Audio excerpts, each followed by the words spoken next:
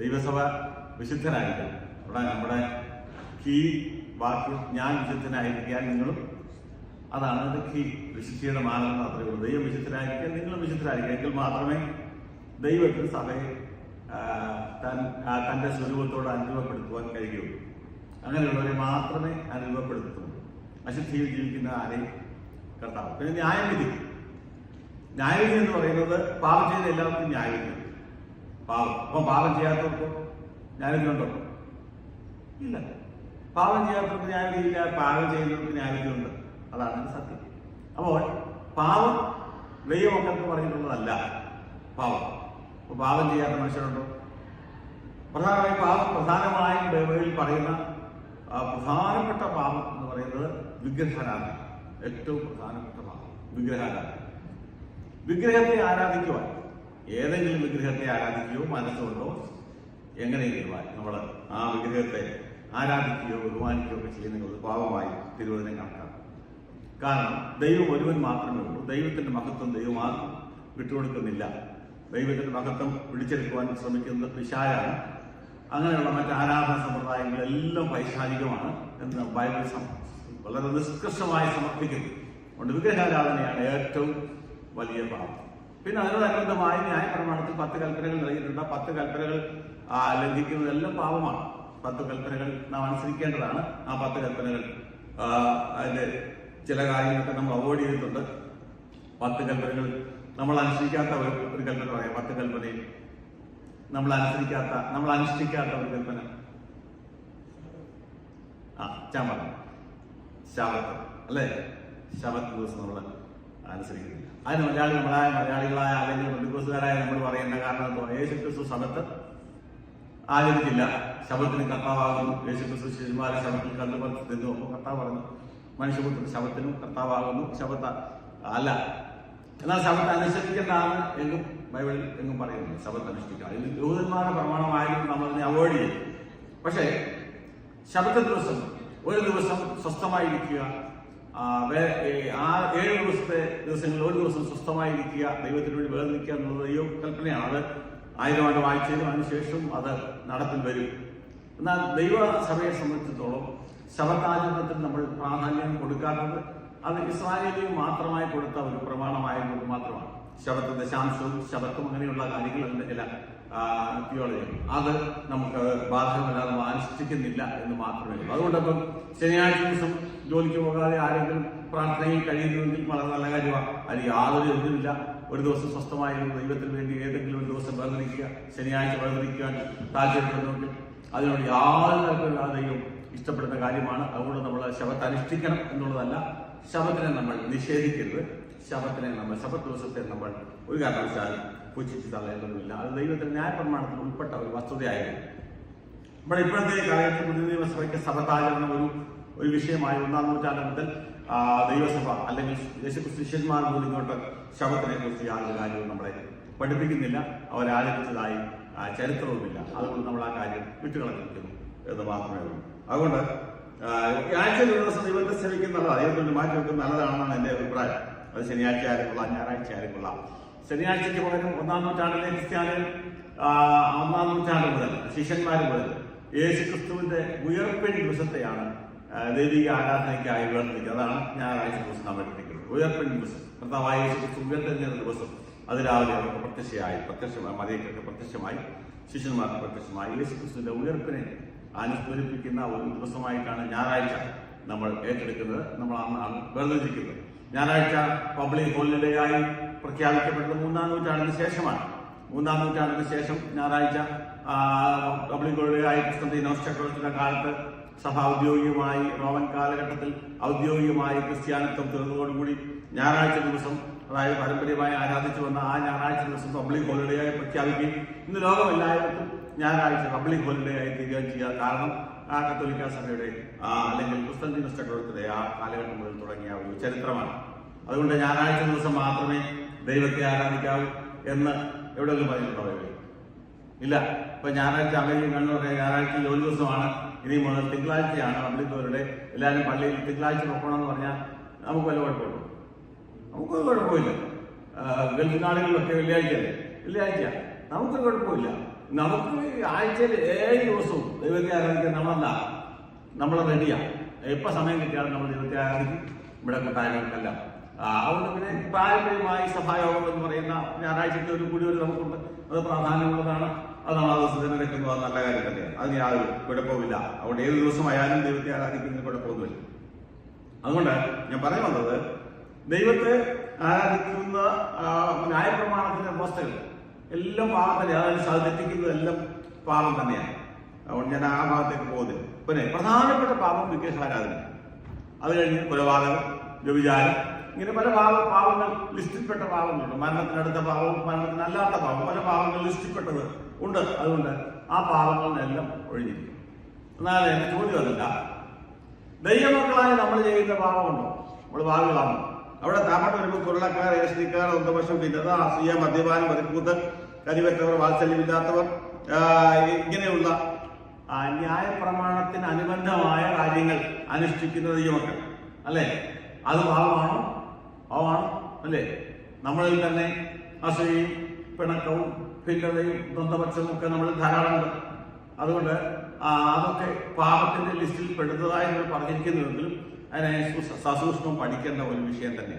എന്താണെന്ന് ചോദിച്ചാല്, പല ദൈവമക്കളിലും ഞാൻ സ്വർഗത്തിൽ പോകുമോ എന്നുള്ള സംശയത്തിലാണ് പലരും ഞായറാഴ്ച പോയി വന്നത് ദൈവത്തെ ആരാധിക്കും. ഞാൻ സ്വർഗത്തിൽ പോകുന്നു ചറപ്പിച്ചെന്ന് ചോദിച്ചാൽ അവർ പറയും അറിയത്തില്ല വസ്തു, സംശയമാണ്. എന്ന് പറഞ്ഞാൽ ജീവിതത്തിൽ പല കറകളും നമ്മുടെ ജീവിതത്തിൽ വന്ന പറ്റിയിട്ടുണ്ട്. തറപ്പിച്ച് കാര്യങ്ങൾ ചോദിച്ചാൽ പറയുമ്പോൾ എങ്ങനെയാ അറിയത്തില്ല, നിശ്ചയമില്ല. അത് കർത്താവിന്റെ കൃപയെല്ലാം പോകും എന്ന് പറഞ്ഞാൽ ഒരുപാട് മാലിന്യങ്ങൾ അവിടെ ജീവിതത്തിൽ പാകാപ്പിണക്കം, ക്രോധം, ശാഠ്യം, പക്ഷം ഇതൊക്കെ നമ്മുടെ ജഡത്തിന്റെ പ്രവർത്തികൾ നമ്മളെ ഒരു കാലത്ത് വിട്ടുമാറാൻ പോകുന്നില്ല. ജഡത്തിന്റെ വീണ്ടെടുപ്പ് നടക്കാത്തത്തോളം കാലം ഇതൊന്നും ഒരിക്കലും വിട്ടുമാറാൻ പോകുന്നില്ല. ജഡത്തിൻ്റെതായ ചില സ്വഭാവങ്ങളും ജഡത്തിൻ്റെതായ ചില ഇച്ഛകളും അത് ഞാൻ പൗലോസ് റോമാലേഖനം 6-ാം അധ്യായം 7-ാം അധ്യായത്തിലോ 6-ാം അധ്യായം 8-ാം അധ്യായത്തിലോ ഒക്കെ വ്യക്തമായി ജഡവും ആത്മാവും ജഡവും തമ്മിൽ വേർതിരിച്ച് പറയുന്നുണ്ട്. ആ ഭാഗമൊക്കെ നമ്മൾ നന്നായി പഠിക്കണം. നമ്മുടെ ഈ ഇതിന്റെ ഭാഗമല്ലാത്ത ഞാൻ അങ്ങോട്ട് പോകുന്നില്ല, അത് വലിയ വിഷയങ്ങളാണ്. ജഡവും ആത്മാവും വേർതിരിച്ച് പഠിക്കണം. എന്നാൽ ബൈബിൾ കൃത്യമായി പഠിക്കുമ്പോൾ ലംഘനങ്ങളുണ്ട്, പാപങ്ങൾ. ഞാൻ പറഞ്ഞത് പറയാൻ നിർത്തുന്നത്, ലംഘനങ്ങളുണ്ട്, പാപമുണ്ട്. ലംഘനം ക്ഷമിച്ചു പാപം മറച്ചും കിട്ടിയ മനുഷ്യൻ ഭാഗ്യവാൻ. അതൊന്നും രക്ഷിക്കപ്പെട്ട ദൈവത്തെ അറിയുന്ന, ദൈവത്തെ ആരാധിക്കുന്ന ഒരു ദൈവവേലാണ്. വിഗ്രഹങ്ങളൊന്നും സേവിക്കുന്നില്ല. എന്നാൽ ജീവിത സാഹചര്യങ്ങളിൽ വന്നുപെടുന്ന ചില കഥകളുണ്ട്, ചില മാലിന്യങ്ങളുണ്ട്, ജഡത്തിൻ്റെതായ ചില പ്രവർത്തികളുണ്ട്. അതിനെ ലംഘനങ്ങൾ എന്നാണ് വിളിക്കുന്നത്. ലംഘനങ്ങൾ അറിയാതെ ചിലപ്പോൾ അറിഞ്ഞുമായിരിക്കും ചില ലംഘനങ്ങൾ നമ്മളിൽ വന്നുപോകും. ആ ലംഘനങ്ങൾ പാപമായി കണക്കിടാതെ അതിനെ ലംഘനങ്ങൾ എന്ന നിലയിൽ, ഉദാഹരണമായി പറഞ്ഞാൽ നമ്മുടെ മക്കൾ നമുക്ക് ജനിച്ച മക്കളാണ് അല്ലെ? അവർ തെറ്റ് ചെയ്താൽ അവരെ നമ്മൾ പൂർണ്ണമായും പുറന്തല്ലോ ഇല്ല, നീ പൊക്കോ, എനിക്ക് നീയുമായിട്ട് ആരും എന്ന് പറഞ്ഞ് തള്ളിക്കളയത്തില്ല. ഞാൻ നീ ആ ബന്ധം അങ്ങനെ തള്ളിക്കളയാൻ പറ്റത്തില്ല. കാരണം ആ ബ്ലഡ് റിലേഷൻ തുടരുന്നതാണ്. ഇതുപോലെ കർത്താവിൽ നിന്ന് വീണ്ടും പ്രാപിച്ച ദൈവമക്കൾ ആ ബ്ലഡ് റിലേഷൻ പോലെ തന്നെ പൊതുജനം പ്രാപിച്ച ദൈവമക്കൾ അങ്ങനെയുള്ളവരുണ്ട്. എന്നാൽ ജീവിത സാഹചര്യങ്ങളിൽ ഈ മലിനമായ ലോകത്തിൽ ജീവിക്കുമ്പോൾ നമ്മളിൽ വന്നുപെടുന്ന ഇങ്ങനെയുള്ള ക്രോധം, ശാഠ്യം, ഈ ദ്വന്ദ്വപക്ഷം, അസൂയ, പിണക്കം ഇതൊക്കെ അതില്ലാത്ത മനുഷ്യരില്ല. അതെല്ലാം ലംഘനങ്ങളായിട്ടാണ് കണക്കുന്നത്. ലംഘനങ്ങൾക്ക് നമ്മുടെ കുഞ്ഞുങ്ങൾക്ക് നമ്മളെന്തോ ചെയ്യുന്നത്? തെറ്റുകൾ ചെയ്താൽ നമ്മുടെ നാട്ടിൽ കുഞ്ഞുങ്ങൾ ചെയ്യുന്ന, നമ്മുടെ കുഞ്ഞുങ്ങൾ ചെയ്യുന്ന വികൃതികൾ, വികൃതികൾ എന്നാണ് വിളിക്കുന്നത്. തെറ്റുകൾ അല്ലേ? നമ്മളെന്തോ ചെയ്യും? വഴി മാറ്റിയിട്ടുണ്ട്.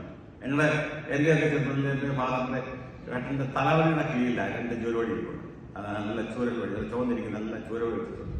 അത് തൊടാൻ ആർക്കും അവകാശമില്ല. തൊട്ട് പോവുകയാണ് അത് അവിടെ ഇരിക്കണം. ഓടിച്ചെത്ത് പപ്പായ്ക്ക് ദേഷ്യം വരുന്നുണ്ടേ, ഓടിച്ചെത്ത് തലമുറയ്ക്ക് വേണ്ടി എടുത്തിട്ടാണ് പുള്ളിക്ക് ഫാസ്റ്റ് ആയിട്ട് എടുത്തിട്ട് അപ്പോഴത്തേക്ക് സൗകര്യം. നല്ല അടി. എന്നാലും ബാലശിക്ഷകൾക്കുള്ള ശിക്ഷയാണ്, അടിയാണ്. അടി കഴിഞ്ഞു, വാരി കഴിഞ്ഞു, ശിക്ഷ തെറ്റിൽ തിരുത്തി കഴിഞ്ഞു എന്ന് പറയുകയും അടുപ്പിക്കാതിരിക്കുമോ? അല്ല, 10 മിനിറ്റ് പോലും കഴിഞ്ഞാൽ വിളിച്ചിട്ട് പോയി എടുത്തിട്ട് പോയി കൊണ്ടിരുത്തി കാപ്പിയോ വായവലം പാലോ കുടിപ്പിച്ചു, കാര്യങ്ങളൊക്കെ പറഞ്ഞ് മനസ്സിലാക്കി. അതാണ് പിതൃസ്നേഹം എന്ന് പറയുന്നത്. ഒരിക്കലും അത് വേർതിരിക്കാൻ കഴിയില്ല. അങ്ങനെ വീണ്ടും ജനനത്താൽ ദൈവത്തിന്റെ മക്കളായി തീർത്തിരിക്കുന്ന ദൈവമക്കൾ പിതൃസ്നേഹത്തിന്റെ ഉടമസ്ഥരാണ്. ആ പിതൃസ്നേഹം നമ്മളെ എന്തിനും ശിക്ഷിക്കും. ബാലശിക്ഷ ലഭിക്കുന്നവർ ജീവിതത്തിൽ തെറ്റുകൾ, കുറ്റങ്ങൾ വരുമ്പോൾ പല ബാലശിക്ഷകൾ നമുക്ക് ലഭിക്കാറുണ്ട്. ആ ബാലശിക്ഷകൾ നമുക്ക് ചെല്ലുന്നത് ഏത് ശിക്ഷയും തൽക്കാലം തൽക്കാല സന്തോഷമല്ല, നമ്മുടെ ദോഷത്തിനായിട്ടില്ല, ഗുണത്തിനായിട്ടത്രേ ശിക്ഷിക്കുന്നത്. നമ്മുടെ ജീവിതത്തിൽ അനുഭവിക്കുന്ന പല തെറ്റുകളും ഒന്ന് ആത്മപരിശോധന ചെയ്യണം. കർത്താവ്, എനിക്ക് ഇത് സംഭവിച്ചത് എന്തുകൊണ്ടാണ്, എനിക്ക് ഇന്ന കാര്യം സംഭവിച്ചത് എന്തുകൊണ്ടാണ്? അയ്യോ, അപ്പോൾ നമുക്ക് പരിശുദ്ധാത്മാവ് നമ്മളെ ഓർമ്മിക്കും. നമുക്ക് ഓർമ്മ വരിക, ഇന്ന മിസ്റ്റേക്ക് എന്റെ ഭാഗത്തുണ്ട്, ശരി, ഞാൻ ആ ശിക്ഷയ്ക്ക് അർഹനാണ്, ഞാൻ ആ ശിക്ഷ കർത്താവിന്റെ പ്രാപിച്ചിരിക്കുന്നു എന്ന് പറഞ്ഞ് അതിനുവേണ്ടി സമർപ്പിക്കുകയും കറക്റ്റ് ചെയ്യുകയും ചെയ്യുമ്പോൾ കർത്താവ് ക്ഷമിക്കുകയും അതിന് ശിക്ഷ ലഭിക്കുകയും ചെയ്യും. പിന്നീട് അതിനൊന്നില്ല കണക്ക്. മനസ്സിലായല്ലോ? വളരെ കൃത്യമായി നടക്കുന്ന സമ്മതിയായത്.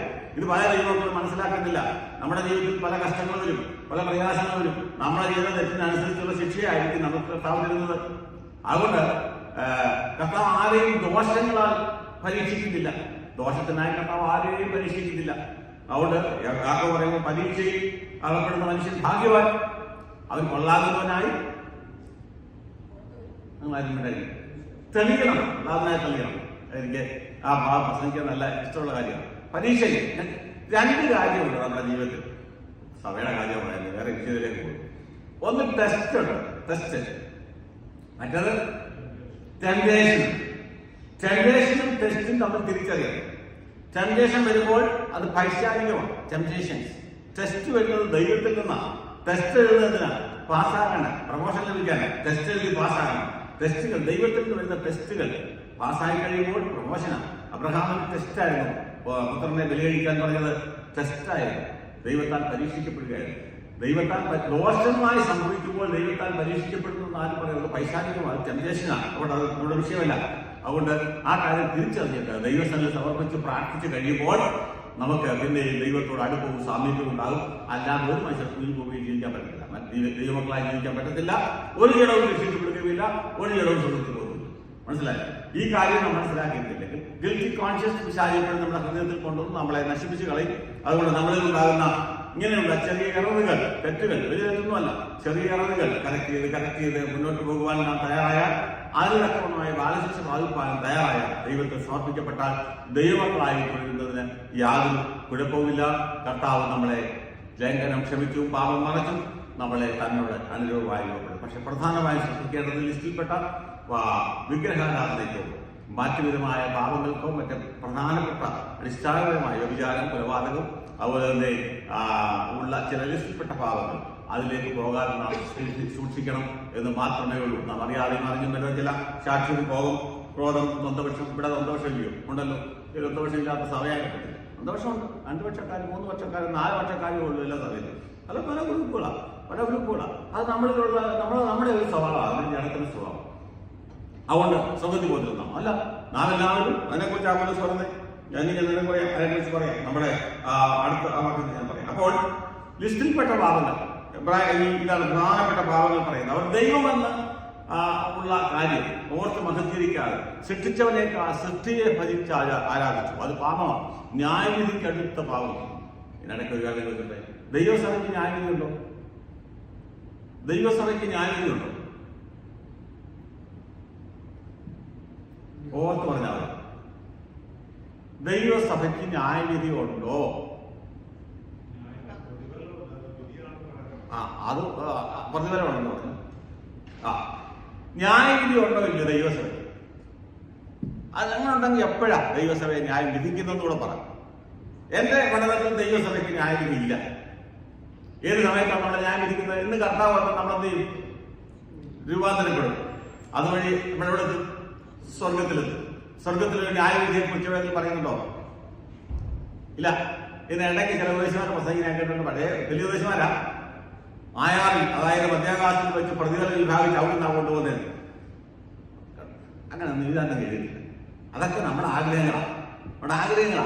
പക്ഷെ ദൈവസഭയ്ക്ക് ന്യായവിധിയില്ല. അവൻ നമ്മുടെ പാപങ്ങളെ അവന്റെ പുറകിൽ എറിഞ്ഞു കളഞ്ഞു. അവൻ നമ്മുടെ പാപങ്ങളെ മായ്ച്ചു കളഞ്ഞു. അവൻ നമ്മുടെ പാപങ്ങളെ സമുദ്രത്തിന്റെ ആഴത്തിൽ ഇട്ട് കളഞ്ഞു. ഇനി അതൊന്നും ഓർക്കുന്നില്ല. കർത്താവ് കാൽവരി ക്രൂശിൽ ന്യായവിധി സഹിച്ചത്, 5 കോടതിയിൽ വിസ്തരിക്കപ്പെട്ടത്, മരിച്ചത്, ശിക്ഷിക്കപ്പെട്ടത് എല്ലാം ആത്മവരിടാണ്.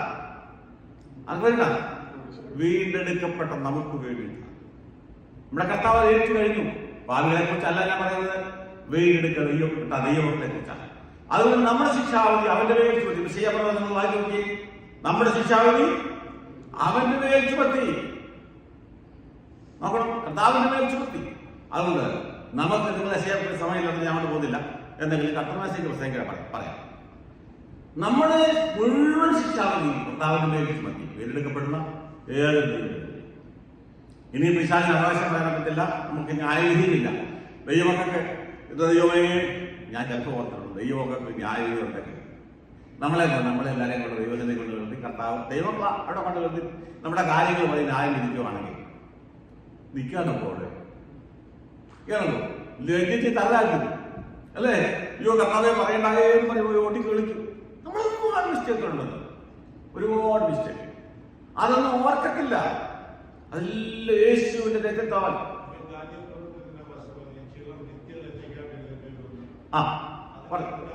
പറഞ്ഞല്ല ചോദിച്ചോണ്ടോ.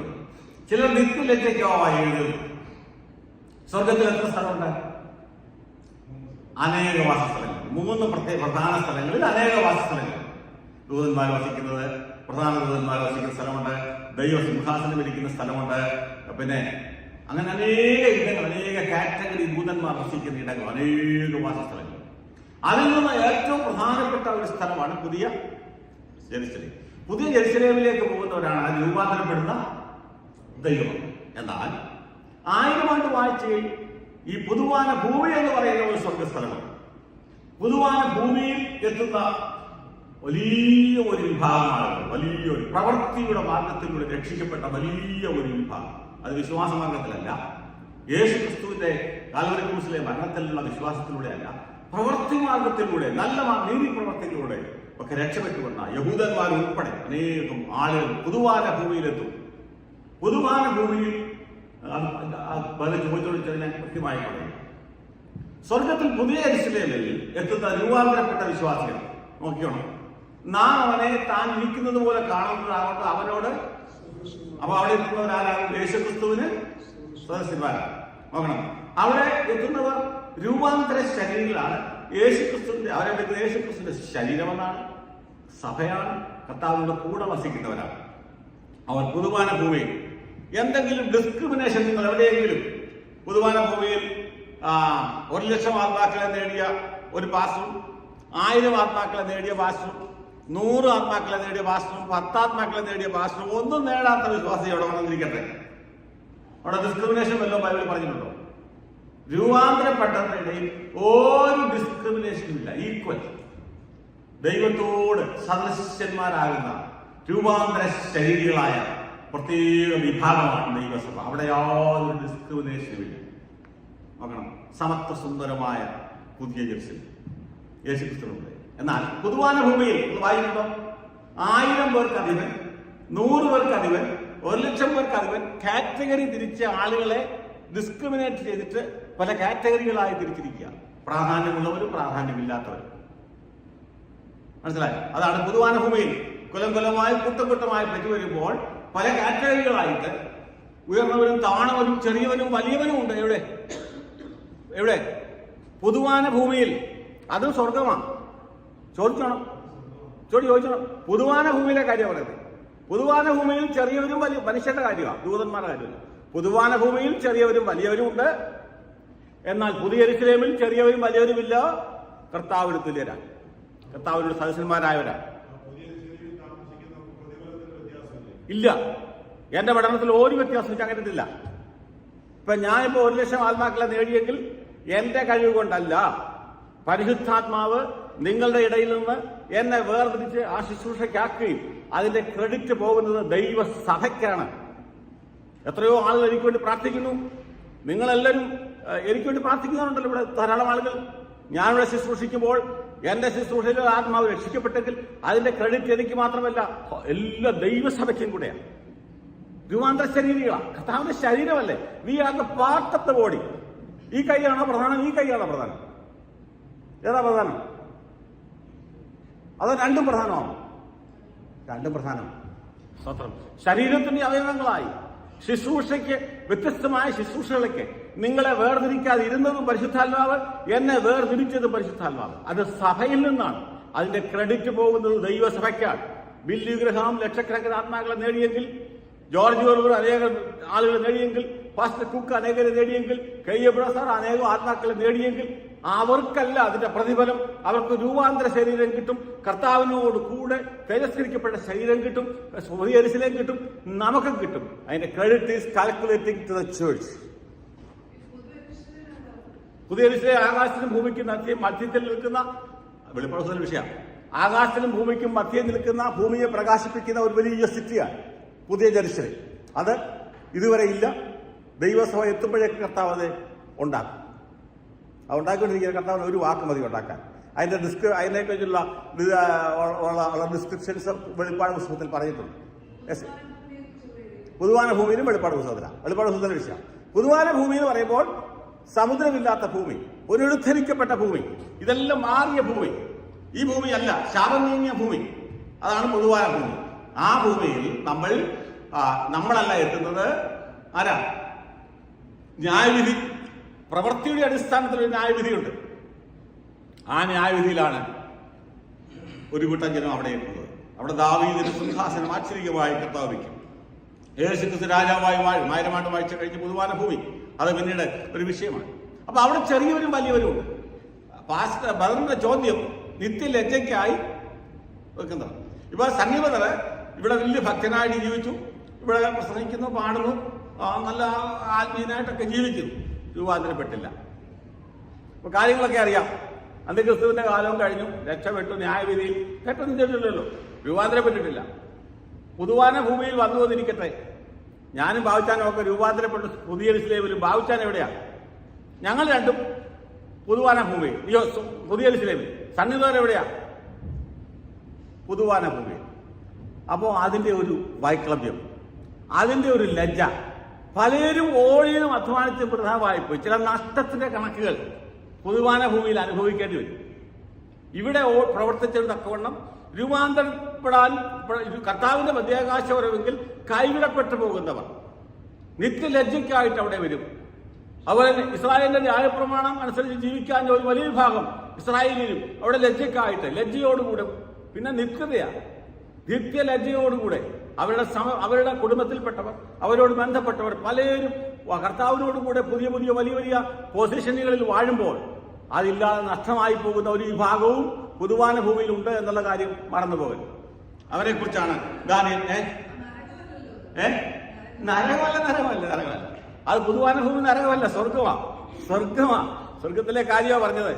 ഡിസ്ക്രിമിനേഷൻ ഇല്ലാത്ത ഒരേ ഒരു പ്ലേസ് പുതിയ യെരൂശലേം മാത്രമേ ഉള്ളൂ. മനുഷ്യരുടെ ഇടയിൽ രക്ഷിക്കപ്പെടുന്നവരുടെ കൂട്ടത്തിൽ ഡിസ്ക്രിമിനേഷൻ ഇല്ലാത്ത ഞാനും നിങ്ങളും എല്ലാം ഒരുപോലെ ആയിരിക്കുന്ന ഒരേ ഒരു സ്ഥലം പുതിയ യെരൂശലേം മാത്രമേ ഉള്ളൂ. ദൂതന്മാരുടെ ഇടയിൽ പോലും വ്യത്യാസമുണ്ട്. ശ്രേഷ്ഠ ദൂതന്മാർ, ചെറിയ ദൂതന്മാർ, വലിയ ദൂതന്മാർ, പല ഗണമായ ദൂതന്മാർ, അവിടെ പോലും വ്യത്യാസമുണ്ട്. സ്വർഗത്തിൽ വ്യത്യാസങ്ങൾ പലതുണ്ട്, പല കാറ്റഗറിയുണ്ട്. എന്നാൽ കർത്താവ് കഴിഞ്ഞാൽ സ്വർഗത്തിലെ 2ാം സ്ഥാനത്ത് ഉയർത്തപ്പെടുന്ന ദൈവത്തിന്റെ സഭ, കർത്താവിന്റെ ശരീരമാകുന്ന സഭ, അവിടെ ഡിസ്ക്രിമിനേഷൻ ഇല്ല, എല്ലാവരും തുല്യരാണ്. ആര് പറഞ്ഞു? 144 പറഞ്ഞു. 140 അത് വേറെ വിഷയമല്ലേ? വെളിപ്പാട് പുസ്തകം 4-ാം അധ്യായം കഴിഞ്ഞാൽ പിന്നെ സഭയുടെ കാര്യമല്ല പറയുന്നത്. 4-ാം അധ്യായം വരെ ഉള്ളൂ സഭയുടെ കാര്യം പറയുന്നത്. അത് കഴിഞ്ഞ് സഭയെ കാണുന്ന 22-ാം അധ്യായത്തിലാണ് കർത്താവിനായി അലങ്കരിച്ച് വടമാട്ടിയെ പോലെ ഇറങ്ങി വരുന്നത്. ആ ബാക്കിയെല്ലാം വേറെ വിഷയങ്ങളാണ്. അതൊക്കെ സീക്രട്ടായി പഠിപ്പിച്ച ദുരുദ്ദേശങ്ങളാണ്. 144,000 പേര് ആരാ? അതിപ്പോ വെളിപ്പാട് പുസ്തകത്തിലെ വിഷയമല്ലല്ലോ, ഇച്ചിരി പ്രിപ്പയർ ചെയ്യുന്നതൊക്കെ പറയാക്കത്തുള്ളൂ. 144,000 പേര് ഈ നമ്മളീ പറയുന്ന ദൈവസഭയല്ല. ലോകത്തിൽ 144,000 പേരെ ഉള്ളോ ഇത് രക്ഷിക്കപ്പെട്ടവർ? 144,000 അന്ത്യക്രിസ്തുവിന്റെ കാലഘട്ടത്തിൽ കൊല്ലപ്പെടുന്നവരുടെ സംഖ്യയാണ് 144,000 പേര്. കൊല്ലപ്പെടുന്നവർ, വാളാൽ കൊല്ലപ്പെടുന്നവർ, രക്തസാക്ഷികളാകുന്നവരാണ് 144,000 പേര്. ഇപ്പൊ അതിനെക്കുറിച്ച് വിവരിക്കുവാൻ സമയമില്ല, വെളിപ്പാട് പുസ്തക വിഷയമാണ്. ഇത് കഴിഞ്ഞ് വേണമെങ്കിൽ പാസ്റ്റർ സഭ സംബന്ധിച്ചാൽ വെളിപ്പാട് പുസ്തകത്തിന്റെ ക്ലാസ് എടുക്കാം. 144,000 പേര് അവര് ചോദിച്ചു. ഒരു കാര്യം, നമ്മള് പുതിയ യെരൂശലേമില് രൂപാന്തരപ്പെടുന്നവർക്ക് വ്യത്യാസമില്ലെന്ന് പറഞ്ഞു. ഇല്ല. അപ്പം എന്റെ ഒരു സംശയമാണ്, ഈ മാർട്ടിയേഴ്സ് ആയിട്ട് പോകുന്നവരുണ്ട്. നമ്മൾ നല്ല സ്കൂളിൽ ജീവിക്കുമ്പോൾ ദൈവത്തിന് വേണ്ടി കഷ്ടപ്പെട്ട് ജീവിക്കുന്ന അനേക ദൈവദാസന്മാരും പക്ഷി നടക്കുന്നവരും അങ്ങനെ ആ രീതിയിൽ നമുക്കൊന്നും ഒരു വ്യത്യാസമില്ലെന്ന് നല്ല ചോദ്യം. ഇതുകൊണ്ടൊക്കെയാ പ്രതിഫലം വ്യത്യാസമുണ്ടെന്ന് ഇതൊക്കെ വെച്ചോണ്ടാ നമ്മൾ ആൾക്കാർ പ്രസംഗിക്കുന്നത്. നല്ല ചോദ്യം. ചില ശ്രദ്ധിക്കണം. അച്ഛൻ ചോദിച്ച നല്ലൊരു ചോദ്യമാണ്. കർത്താവിന് വേണ്ടി രക്തസാക്ഷികളായിരുന്നു. കർത്താവിന് 12 ശിഷ്യന്മാരെ നാം ഒഴിച്ചു വെക്കണം. 12 ശിഷ്യന്മാർക്ക് പ്രത്യേക പദവിയുണ്ട്. അവർക്ക് പുതിയ യെരുശലേമിലും പൊതുവാന ഭൂമിയിലും അതായത് 1000 ആണ്ട് വാഴ്ചയിലും ഒക്കെ പ്രത്യേക പദവികളാണ്. യെരുശലേമിന്റെ ന്യായം വിധിക്കുവാനും ഭരിക്കുവാനും കർത്താവിന് 12 ശിഷ്യന്മാർക്ക് പ്രത്യേകമായ ഒരു പദവികൾ, സ്ഥാനങ്ങൾ കർത്താവായ യേശുക്രിസ്തു കൊടുത്തിട്ടുണ്ട്. നിത്യതയിൽ അതുണ്ടോ എന്ന് എനിക്കറിയില്ല. 1000 ആണ്ട് വാഴ്ച വരെ പ്രത്യേകതയുണ്ട് അവർക്ക്. എന്നാൽ അവർ ദൈവസഭയുടെ ഭാഗമാണ്. ബാക്കിയുള്ള സകല ആളുകൾ രക്തസാക്ഷികൾ ആയി മരിച്ച അനേകരുണ്ട്. അനേക 1-ാം നൂറ്റാണ്ടിലെ ഭക്തന്മാർ അവരുടെ മരണത്തെക്കുറിച്ചൊന്നും വിവരിപ്പാൻ എനിക്ക് പറ്റില്ല. ഭയങ്കര കഷ്ടമാണ്, സങ്കടം തോന്നും. ഭയങ്കര ദാരുണമായ അന്ത്യം വരിച്ച പോളിക്കാർപ്പിനെ പോലെയുള്ള അനേക ഭക്തന്മാർ ഉണ്ട്. അവർക്ക് നമുക്ക് കിട്ടുന്ന പ്രതിഫലമാണ് അവർക്ക് കിട്ടുന്നത്, അല്ലേ? അതാ ചോദ്യം. ഞാൻ ചോദിക്കട്ടെ, നമ്മുടെ കർത്താവായ യേശുക്രിസ്തുവിനെ പോലെ കഷ്ടം സഹിച്ച, യേശുക്രിസ്തുവിനെ പോലെ ദാരുണമായി കൊല്ലപ്പെട്ട ഏതെങ്കിലും ഒരു വ്യക്തി ഈ ലോകത്തിലുണ്ടോ? ഉണ്ടോ? ഇല്ലയോ? ഇല്ല. ഏറ്റവും കർത്താവായ യേശുക്രിസ്തുവിന്റെ ക്രൂശീകരണത്തെക്കുറിച്ച്, ശിക്ഷയെക്കുറിച്ച്, പീഡാനുഭവത്തെക്കുറിച്ച് നിങ്ങൾ ശരിക്കും പ്രസംഗം കേട്ടിട്ടില്ല. ദൈവം ഒരു സമയം കിട്ടാൻ ഞാൻ പറയാം. സമയം കിട്ടുമ്പോൾ ഞാൻ പറയാം. കർത്താവായ യേശുക്രിസ്തുവിന്റെ പീഡാനുഭവത്തെക്കുറിച്ച് ഇവിടെ ഡോക്ടർമാരായ ജോലി ചെയ്യുന്ന നേഴ്സുമാരൊക്കെ നിങ്ങളതൊക്കെ ശ്രദ്ധിക്കേണ്ട കാര്യങ്ങളാണ്. കർത്താവായ യേശുക്രിസ്തു എന്തുമാത്രം അതിവേദന സഹിച്ചു എന്നുള്ളതിന്റെ ആ ദാരുണമായ പീഡന മുറകളും അന്ത്യവും ശ്രദ്ധിക്കണം. അത്രയും ത്യാഗം സഹിച്ച ഒരു രക്തസാക്ഷിയും ഈ ഭൂമിയിലില്ല. ആ രക്തസാക്ഷിത്വത്തിന്റെ വിലയാണ് ആര്? നമ്മൾ ഓരോരുത്തരും. ഓക്കെ, അതിന്റെ ഭാഗമായി പൗലോസ് പറയുന്നു, ക്രിസ്തുവിന്റെ കഷ്ടങ്ങളിൽ ബാക്കിയുള്ളത് ഞാൻ എന്ത് ചെയ്യുന്നു? പൂരിപ്പിക്കുന്നു. ജീവിതത്തിന്റെ വിവിധ നിലവാരങ്ങളിൽ ഒരുപക്ഷെ മരണത്തിനായിരിക്കാം, മാനസികമായി പീഡനം അനുഭവിക്കുവാൻ, ശാരീരികമായി പീഡനം അനുഭവിക്കുവാൻ, പല നിലകളിൽ കഷ്ടമനുഭവിക്കുവാൻ പല ദൈവമക്കളും, എന്റെ കണക്കുകൂട്ടൽ എല്ലാ ദൈവമക്കളും കൃത്യമായി പറഞ്ഞാൽ പല വിധത്തിൽ പീഡനവും കഷ്ടവും അനുഭവിക്കുന്നവരാണ്. മരണം രക്തച്ചൊരിച്ചിൽ ഇല്ല എന്നുള്ളത് മാത്രമല്ല, പല നിലകളിൽ പീഡനം അനുഭവിക്കുന്നവരാണ് നമ്മൾ ഓരോരുത്തരും. അത് സഹിച്ചാണ് നമ്മൾ ഈ ലോകത്തിൽ കർത്താവിനെ സേവിക്കുന്നത്. ആ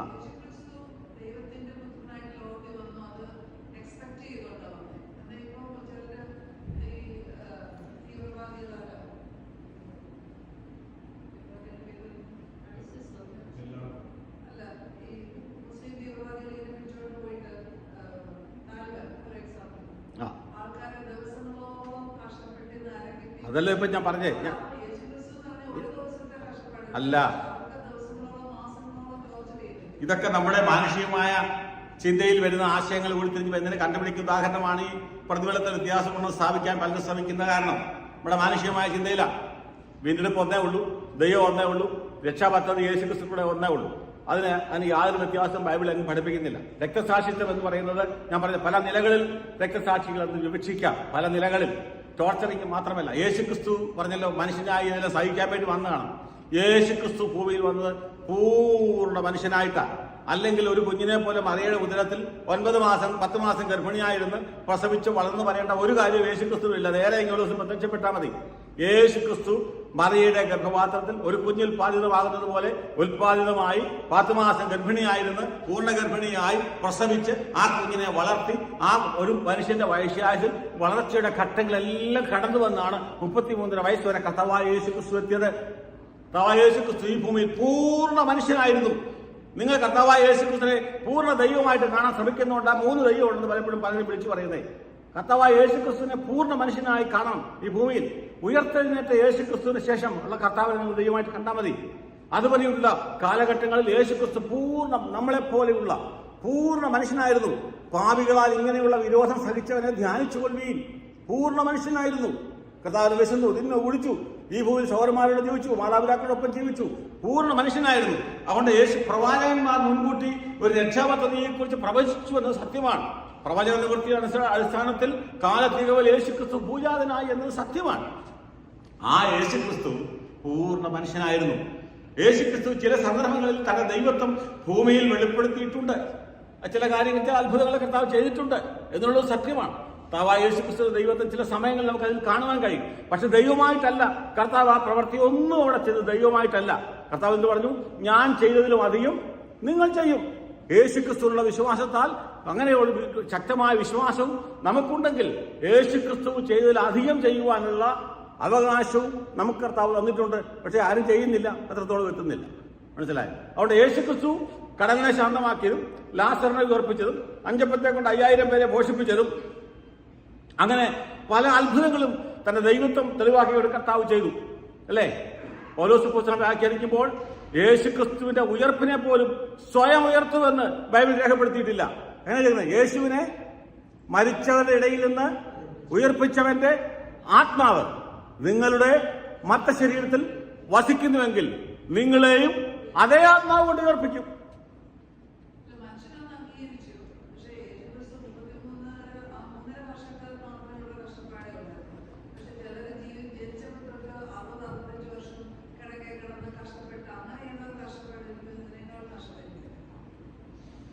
യേശുക്രിസ്തു ജനിക്കുന്നതിന് മുമ്പ് മനുഷ്യൻ കഷ്ടപ്പാടില്ലായിരുന്നു, ഉണ്ടായിരുന്നു. യേശുക്രിസ്തു വന്നത് ഒരു ദൗത്യത്തിന് വേണ്ടിയിട്ടാണ്, രക്ഷാപദ്ധതി ഓപ്പൺ ചെയ്യുവാൻ വേണ്ടിയിട്ടാണ്. ആ 3 വർഷക്കാലത്തെ ശുശ്രൂഷയിൽ അതിന് മുമ്പ് അവമാനിക്കപ്പെടുന്നുണ്ട്. അതിനെക്കുറിച്ച് മറിയയുടെ കൃപ ലഭിച്ചോടെ വന്ന അത് വലിയ വിഷയമാണ്, എന്നല്ല മനസ്സിലാവും. അതിനു മുമ്പ് കർത്താവ് അവമാനിക്കപ്പെടുന്നുണ്ട്. കർത്താവ് ഒരു ദിവസം കൊണ്ട് ക്രൂശിന്മേൽ മരിച്ചു, അടക്കപ്പെട്ടു. എനിക്ക് 30 വർഷം കൊണ്ടേ കഷ്ടപ്പാടാന്ന് പറയുന്ന പല മാന്യന്മാരുണ്ട്, അല്ലേ? അയ്യോ കർത്താവേ, ഞാൻ 30 വർഷം കൊണ്ട് ക്രൂശെ കിടക്കുക, യേശുക്രിസ്തു ഒരു ദിവസം കിടന്നുള്ളൂ എന്നൊക്കെ നമുക്ക് പറയാന്നുള്ളത്. മനുഷ്യന്റെ കഷ്ടപ്പാടും ബുദ്ധിമുട്ടും യേശുക്രിസ്തുവിനോട് തുല്യപ്പെടുത്തിയിട്ട് എന്താ കഥ? മനുഷ്യന്റെ കഷ്ടപ്പാടിനും വ്യഥകൾക്കും കാരണം എന്താ? ഉൽപ്പത്തി പുസ്തകം പഠിക്കണം. ഉൽപ്പത്തി പുസ്തകത്തിൽ മനുഷ്യനോട് പറഞ്ഞു, നിന്റെ നിമിത്തം ഭൂമി ശപിക്കപ്പെട്ടിരിക്കുന്നു, മുള്ളും പുറക്കാരെയും അതിൽ ജനിക്കും, അതിൽ നിന്ന് ഉത്ഭവിക്കും, മുഖത്തെ വിയർപ്പോടെ നീ എന്ത് ചെയ്യും? നിന്റെ ആയുഷ്കാലം കഴിക്കും. മോശ പറയുന്നു മനുഷ്യന്റെ ആയുഷ്കാലം 70-80. അതിന്റെ പ്രതാപം എന്തുവാ? കഷ്ടവും ദുഃഖവും. യേശുക്രിസ്തുവിന് മുമ്പ് പറഞ്ഞ കാര്യമാണ്, യേശുക്രിസ്തുവിന്റെ ജനനത്തിന് മുമ്പ് പറഞ്ഞ കാര്യമാണ്. കഷ്ടവും ദുഃഖവും ആണ് അതിന്റെ പ്രതാപം. അത്രേ ഉള്ളൂ. അത് മനുഷ്യർക്ക് യേശുക്രിസ്തുവും അതുമായിട്ട് താരതമ്യപ്പെടുത്തേണ്ട പാപത്തിന്റെ പരിണിത ഫലമാണ് മനുഷ്യന്റെ ലോകത്തിലെ കഷ്ടപ്പാടുകൾ. പാപത്തിന്റെ ഫലമാണ്. പാപത്താൽ രോഗവും അതിന്റെ പ്രത്യാഘാതം എന്നോണം, ശിക്ഷ എന്നോണം മരണവും സംഭവിക്കുന്നു. മരണത്തിനായിട്ടല്ല ദൈവം മനുഷ്യനെ സൃഷ്ടിച്ചത്. പിന്നെന്തിനു വേണ്ടിയിട്ടാണ്? നിത്യജീവന് വേണ്ടിയിട്ടാണ്. ഏതൊരു മനുഷ്യ ഉണ്ടാക്കിയത്? നിത്യജീവന് വേണ്ടിയിട്ടാണ്, അല്ലാതെ മനുഷ്യനെ കൊല്ലാൻ വേണ്ടിയിട്ടല്ല. മനുഷ്യന്റെ അനുസരണക്കേട് നിമിത്തം, പാപം നിമിത്തം സംഭവിച്ചു പോയ ആ വലിയ കാരണം കൊണ്ടാണ് മനുഷ്യന് കഷ്ടപ്പാട്. ആവുകയെന്ന് പറഞ്ഞ് നീ വേദനയോടെ, ഈ പ്രസവ വേദന അല്ലേ ഏറ്റവും വലിയ വേദന? എനിക്കറിയത്തില്ല, സ്ത്രീകളോട് ചോദിച്ചാൽ അല്ലേ? ആ വേദന അനുഭവിച്ചു. ആ വേദന വന്നത് എന്തുകൊണ്ടാണ്? അല്ലെങ്കിൽ സുഖകരമായ ഒരു പ്രസവമായിരുന്നു, ഒരു പുതിയ തലമുറ ജനനമായിരുന്നു ദൈവം ഉദ്ദേശിച്ചത്. ആ വേദന പാപത്തിന്റെ ഫലമാണ്. പാപത്തിന്റെ ഫലമാണ്. ഞാൻ അതുകൊണ്ട് വിശ്വസിക്കുന്നു, ഒരുപാട് ഭൂമിയിലെ ജനനത്തിന് വേദനയില്ലെന്ന് എന്റെ വിശ്വാസം.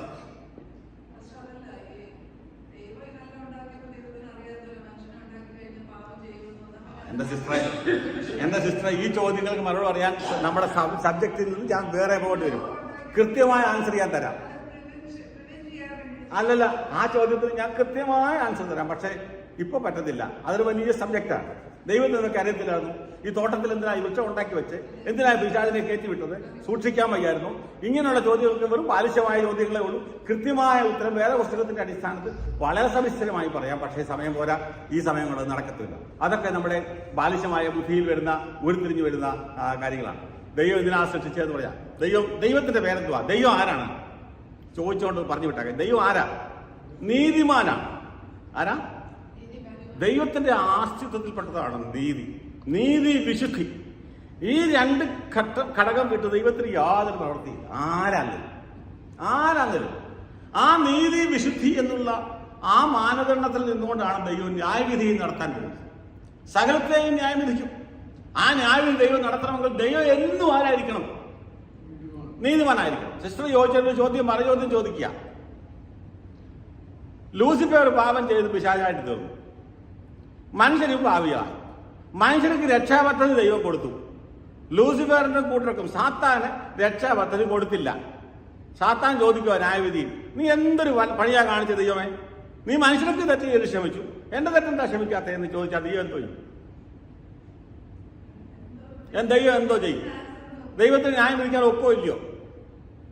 ക്രിസ്ത്യന്റെ ബുദ്ധിയിൽ പിശാച് അങ്ങനെ ചോദിക്കുക, എന്നെ ന്യായം വിധിക്കാൻ പറ്റില്ല, മനുഷ്യരോട് നീ ക്ഷമിച്ചല്ലോ, പലരോടും, കൊലപാതകന്മാരോടും ദുഷ്ടന്മാരോടും ഒക്കെ ക്ഷമിച്ചല്ലോ, എന്നിട്ട് എന്നോടെന്താ ക്ഷമിക്കാത്ത എന്ന് ചോദിച്ചാൽ എന്റെ ആൻസർ പറ എന്ന്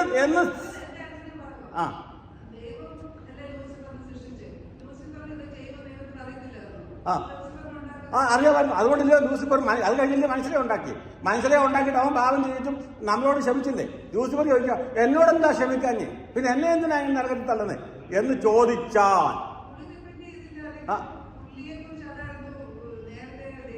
ആ ദൈവത്തിന് എല്ലാം അറിയാവുന്നേ. അതുകൊണ്ടല്ലേ പറഞ്ഞു ദൈവം ന്യായവിധി നീതിമാനായിരിക്കണ്ടേ? എല്ലാവരും കേൾക്കുകയല്ലോ സാത്താൻ ചോദിക്കും. നമ്മളോ കോടാനും കോടി ജനങ്ങളും ദൂതഗണങ്ങളും നിൽക്കുന്ന സാത്താൻ ചോദിക്കുക, എന്നോടെന്താ ക്ഷമിക്കാഞ്ഞ്, നീ അവരോട് ക്ഷമിച്ചില്ല, അത് പക്ഷപാതമല്ലേ എന്ന് ചോദിച്ചാൽ അത് നീതിയാണോ? അതിനകത്തൊരു ന്യായമില്ലേ? ദൈവത്തിന് ന്യായം വിധിക്കാൻ പൊതുവെ എഴുന്നേറ്റ് പോകേണ്ടി വരും ന്യായശാസ്ത്രത്തിൽ അല്ലേ? ഓ എന്നാ ശരി, എല്ലാം പിരിച്ചു വിട്ടിരിക്കും അങ്ങനെ പറയുമോ? ദൈവം ന്യായവിധി അവന്റെ അധികാരത്തിൽപ്പെട്ടതാ. ഞാൻ ഇത് പറയണമെങ്കിൽ സമയമാണ്, ഇത് എക്സ്പ്ലെയിൻ ചെയ്യണമെങ്കിൽ സമയമാണ്. ഇത് വലിയ തിയോളജിയാണ്, ഭയങ്കര വിഷയമാണ്. സ്വാതന്ത്ര്യം എന്ന് പറയുന്ന ഒരു സബ്ജക്റ്റ്, ഫ്രീഡം എന്ന് പറയുന്ന സബ്ജക്റ്റ് ബൈബിളിലുണ്ട്. സ്വാതന്ത്ര്യം നമ്മുടെ സബ്ജക്റ്റിൽ നിന്നേ പോയി. അപ്പോ ന്യായവിധി എന്ന് പറയുന്ന ഈ ഫ്രീഡം എന്ന് പറയുന്ന ഒരു സബ്ജക്റ്റ് ഉണ്ട്. പൗലോസ് പറയുന്നു, സ്വതന്ത്രരായിരിപ്പീൻ, സ്വാതന്ത്ര്യം ദുഷ്ടതയ്ക്ക് മറയാക്കരുത്. എന്താ പൗലോസ് അങ്ങനെ പറയുന്നത്?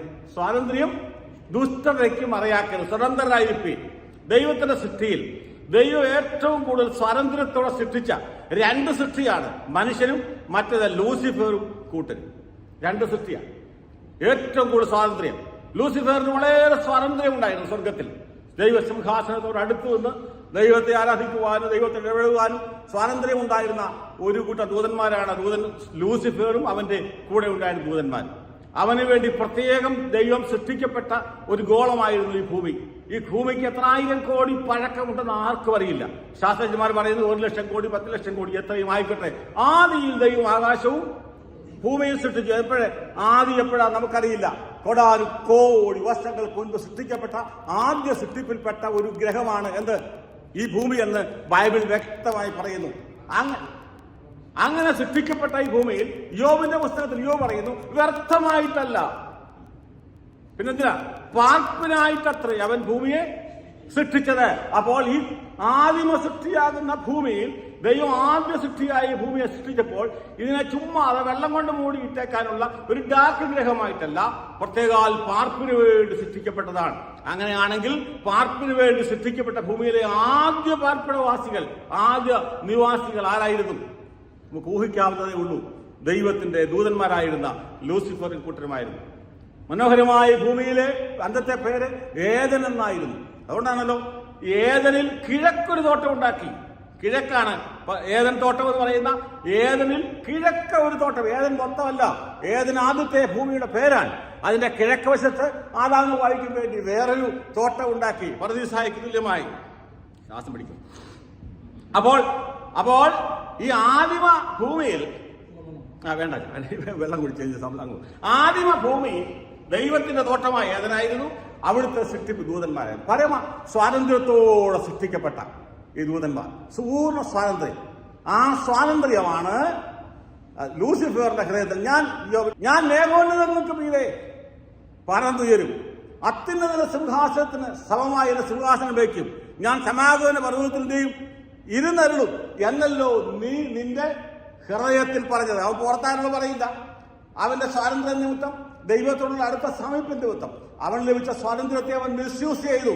ദൈവസിംഹാസനത്തിന് മുകളിലായി തന്റെ സിംഹാസനം വെക്കുവാൻ അവന്റെ ഹൃദയത്തിൽ അവൻ നിരൂപിക്കുകയും പിന്നെയും ആ നിരൂപണം മനസ്സിൽ വെച്ചുകൊണ്ട് അവൻ സ്വർഗത്തിൽ ചെന്നേ.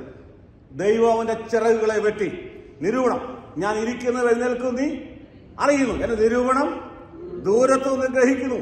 നടപ്പും കിടപ്പ് ശോധനയും സങ്കീർത്തനക്കാരൻ പറയുമ്പോൾ മനുഷ്യ ഹൃദയത്തിന്റെ തന്റെ സൃഷ്ടികാലങ്ങളുടെ മുഴുവൻ നിരൂപണങ്ങളെ ഗ്രഹിക്കുന്ന സർവശക്തനായ ദൈവത്തിന് മുൻപാകെ കളങ്കത്തോടെ കടന്നു ചെന്ന ലൂസിഫറിന്റെ ചിറകുകളെ വെട്ടി അവന്റെ പ്രതാപസ്ഥാനത്തോട് അവനെ നീക്കിക്കളഞ്ഞു. അവന്റെ സ്വാതന്ത്ര്യം അവൻ ദുഷ്ടതയ്ക്ക് മറയാക്കി അവനോട് കൂടെയുള്ളവരെ ചേർത്ത് പിടിച്ചു. മനസ്സിലായി? സ്വാതന്ത്ര്യം ദുരുപയോഗം ചെയ്തു. ഇതുവരെ എത്തിയില്ല, നമ്മുടെ പോയിന്റിലെത്തിയില്ല. ലൂസിഫറിനെ പൂർണ്ണ സ്വാതന്ത്ര്യത്തോടെ വിവരിച്ച് പറയണേ വേറൊരു സമയം ബൈബിൾ ക്ലാസ്സിൽ പറയാം. ലൂസിഫറിനെ പൂർണ്ണ സ്വാതന്ത്ര്യത്തോടെ ശിക്ഷിക്കുകയും നിർമ്മിക്കുകയും അവന്റെ തെറ്റിനോട് ക്ഷമ കാണിക്കാതെ അവനെ ശിക്ഷിക്കുകയും ചെയ്തു. ശിക്ഷ നടപ്പാക്കിയിട്ടില്ല. അതിനുശേഷമാണ് ദൈവം ആരെ സൃഷ്ടിക്കുന്നത്? ആദമനെ അവയെ സൃഷ്ടിക്കുന്നത്. ആദമനെ അവയെ സൃഷ്ടിക്കുന്നത് എങ്ങനെയാ? അവന്റെ സ്വരൂപത്തിൽ ദൈവത്തിന്റെ ജീവശ്വാസം കൊടുത്ത് ദൈവത്തിന്റെ സ്വരൂപത്തിൽ മനുഷ്യനെ സൃഷ്ടിച്ചു. ആ മനുഷ്യനെ ദൈവം എന്ത് ചെയ്തു? പൂർണ്ണ സ്വാതന്ത്ര്യം. ലൂസിഫറിന് ഉണ്ടായിരുന്നതിനേക്കാൾ കൂടുതൽ സ്വാതന്ത്ര്യം മനുഷ്യനുണ്ടായിരുന്നു. കൂടുതൽ സ്വാതന്ത്ര്യം അറിയാമോ? ദൈവം നേരിട്ട് ഇറങ്ങി വരുന്നു. ലൂസിഫർ മേഘോന്നതങ്ങൾ സ്വർഗത്തിന്റെ അടുക്കളയിലേക്ക് പറഞ്ഞു ചെല്ലുമ്പോൾ ഇവിടെ ദൈവം എന്ത് ചെയ്തു? ഇത് സ്വർഗത്തിൽ നിന്ന് എവിടെ വരും? ഭൂമിയിലേക്ക് ഇറങ്ങി വരും. ആദമിന്റെ അടുക്കലേക്ക്. അത്ര സ്വാതന്ത്ര്യമായിരുന്നു, വളരെ സ്വാതന്ത്ര്യമായിരുന്നു. ആ സ്വാതന്ത്ര്യത്തിൽ അവർ വസിക്കുമ്പോൾ ഏതൻ തോട്ടം ഉണ്ടാക്കി. ആ തോട്ടത്തിൽ ഒരു വൃക്ഷഫലവും ഉണ്ടായിരുന്നു. എന്ത്? നന്മതിന്മകളെ കുറിച്ചുള്ള അറിവിന്റെ വൃക്ഷഫലം. ആ വൃക്ഷഫലം അവിടെ സൃഷ്ടിച്ചാക്കിയിട്ട് ദൈവം അതിന് ചുറ്റും വേലി കെട്ടിയോ? സൃഷ്ടിക്കാതിരിക്കാമായിരുന്നു. ദൈവം അതിന് ചുറ്റും വേലി കെട്ടിയോ? ഇല്ല. പറഞ്ഞു, ഇങ്ങനെ ഒരു വൃക്ഷമുണ്ട്, എല്ലാം നിങ്ങൾക്ക് അനുഭവിക്കാം. ഈ വൃക്ഷത്തെ നിങ്ങൾ തൊടരുത്. എന്താ അറിയാമോ? ഇത് നിങ്ങളുടെ കയ്യിൽ തന്നെയാണ്. ഞാനതിനെ മാറ്റി നിർത്തുന്നില്ല. നിങ്ങളുടെ കയ്യിൽ തന്നെയാണ്. നിങ്ങൾ അതിനെ തൊടരുത്, തിന്നരുത്.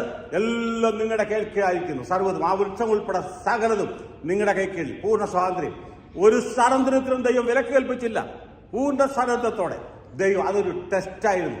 ദൈവത്തിന്റെ ന്യായവിധിയിൽ ദൈവം നീതിമാനായിരിക്കുവാൻ ദൈവം ആദവിന്റെ യോവയുടെ മുമ്പിൽ വെച്ച ഒരു ടെസ്റ്റായിരുന്നു. എന്തിന്? സാത്താനെ ന്യായവിധിക്കുമ്പോൾ ദൈവം നീതിമാനായിരിക്കണം. സ്വാതന്ത്ര്യം മനുഷ്യനെ എങ്ങനെ ഉപയോഗിക്കുന്നുവെന്ന് ദൈവം ടെസ്റ്റ് ചെയ്തു.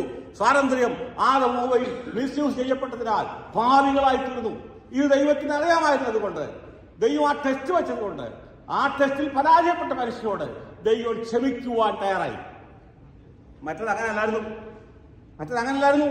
രണ്ടും തമ്മിൽ വ്യത്യാസമുണ്ട്. ഇവിടെ ക്ഷമയ്ക്ക് അർഹനാണ്, മറ്റിടത്ത് ക്ഷമയ്ക്ക് അർഹതയില്ല. മനസ്സിലായില്ലെന്ന് എനിക്കറിയാം. ഭയങ്കര തിയോളജിയാണ്. വേദപുസ്തകത്തിന്റെ ഏറ്റവും അടിസ്ഥാനപ്പെട്ട തിയോളജിയാണ് സ്വാതന്ത്ര്യം. ആമേൻ. നമ്മുടെ സമയം കഴിഞ്ഞു. 3 മിനിറ്റ്. അപ്പോൾ ഈ ഭയങ്കര ദൈവത്തിന്റെ ഈ തിരുവചനത്തിന് ഒരു വലിയ വേദശാസ്ത്രമുണ്ട്. ചില ഉപദേശിമാര് അവന്റെ ഒരു തിയോളജി, ചില ഉപദേശിമാർ കളിയാക്കുന്നതാണ്. സ്വോത്രമല്ലേ പറഞ്ഞ് ചെങ്കടലിലേക്ക് കീറുന്നതും അബ്രഹാമിന്റെ ഇസാക്കിന്റെ യാക്കോബിന്റെ കഥ പറയുന്നതൊന്നുമല്ല ബൈബിള്. ഇതിനൊരു വേദശാസ്ത്രം. ലോകത്തിൽ ആർക്കും നിഷേധിക്കുവാൻ കഴിയാത്ത, ലോകത്തിൽ ഒരു തിയോളജിക്കും ഒരു ശാസ്ത്രത്തിനും നിഷേധിക്കുവാൻ കഴിയാത്ത അതിശക്തമായ ഒരു തിയോളജി ഇതിനകത്തുണ്ട്. അതിന്റെ അടിസ്ഥാനത്തിലായി ബൈബിള് നൂറ്റാണ്ടുകളായി, ആയിരക്കണക്കിന് വർഷങ്ങൾ അജയ്യമായി നിലകൊള്ളുന്നത്, ഇന്നും നിലകൊള്ളുന്നത്. അതിനെ ഭേദിക്കാൻ ആരും പ്രാപ്തരല്ല. അത് പഠിച്ചെങ്കിലേ, അത് പഠിച്ച് മനസ്സിലാക്കുന്ന ഇത്യാദി ചോദ്യങ്ങൾക്ക് നമുക്ക് മറുപടി കിട്ടത്തുള്ളൂ. അല്ലേ? ദൈവം എന്നാ ഈ തോട്ടത്തിൽ ഈ വൃക്ഷം ഉണ്ടാക്കിയത്? അതങ്ങ് എടുത്തു കളഞ്ഞാൽ പോരായിരുന്നു. അപ്പം അത് രക്ഷിക്കപ്പെടുത്ത പാപം ചെയ്തില്ലായിരുന്നല്ലോ. സാധാരണ അങ്ങ് വിലക്കിയാൽ പോരായിരുന്നു. ക്രിയേഷൻ മാൻഡേറ്റ് എന്ന് പറയുന്ന വേറൊരു തിയോളജിയാണ്. അറിയാമോ? കേട്ടിട്ടുണ്ടോ? ക്രിയേഷൻ മാൻഡേറ്റ് ഇല്ല. ഇതൊക്കെ പ്രസംഗിക്കണമെങ്കിൽ സമയം കിട്ടണം. മനസ്സിലായോ? ഓരോ സൃഷ്ടിക്കും അതിൻ്റെതായ ഒരു മാൻഡേറ്റ് ഉണ്ട്. സൃഷ്ടിപ്പിൽ തന്നെ ഒരു നിയമവ്യവസ്ഥതയുണ്ട്. സൃഷ്ടിപ്പിൽ തന്നെ ദൈവം ചില പരിധികൾ വെച്ചിട്ടുണ്ട്. അതിന് ആ പരിധിക്കപ്പുറത്ത് ദൈവം ഒന്നിനെയും നിരോധിക്കത്തില്ല. സമയം കൊടുത്തിട്ടുണ്ട്. അതുകൊണ്ടാണ് സാത്താനും കൂട്ടർ ഇപ്പോഴും വിലസുന്നത്. സാത്താനും കൂട്ടർ അവനൊരു ശിക്ഷയ്ക്ക് സമയം വെച്ചിട്ടുണ്ട്. അവനെ സൃഷ്ടിച്ചപ്പോൾ അവനൊരു സമയപരിധി കൊടുത്തിട്ടുണ്ട്. അവന്റെ സൃഷ്ടിപ്പിന്റെ ഒരു മാൻഡേറ്റ് ഉണ്ട്. അതിനകത്ത് ദൈവം കയറി പ്രവർത്തിക്കത്തില്ല. മനസ്സിലായി? അവിടെ ദുഷ്പ്രവർത്തിക്കാർ ദോഷം ചെയ്യുന്നത് തൽക്ഷണം ശിക്ഷ ലഭിക്കാത്തതുകൊണ്ടാണ്. നമ്മളൊക്കെ പല തെറ്റുകളും ചെയ്യുന്നത് എന്തുകൊണ്ടാണ്? തൽക്ഷണം നശിപ്പിക്കാത്തതുകൊണ്ടാണ്. നമ്മളെ തൽക്ഷണം നശിപ്പിക്കാത്ത എന്താണെന്നറിയാമോ? നമ്മുടെ സൃഷ്ടിപ്പിലൊരു മാൻഡേറ്റ് ഉണ്ട്. ആ കാലഘട്ടത്തിനിടയ്ക്ക് ദൈവം കയറി നമ്മളെ ഒന്നും ചെയ്യത്തില്ല. സ്വാതന്ത്ര്യം, നിനക്ക് മടങ്ങി വരാനും തിരിച്ചു പോകാനും വരാനും എല്ലാം അവസരമുണ്ട്. അതെൻ്റെ പൂർണ്ണ സ്വാതന്ത്ര്യമാണ്. ദൈവത്തെ വേണ്ടെന്ന് പറയാനും വേണമെന്ന് പറയാനും, ദൈവത്തെ ത്യജിക്കാനും ത്യജിക്കാതിരിക്കാനും, ആരാധിക്കാനും ആരാധിക്കാതിരിക്കാനും ഒക്കെ എനിക്ക് സ്വാതന്ത്ര്യമുണ്ട്. ദൈവം അതിനകത്ത് കയറി ഇടപെടത്തില്ല.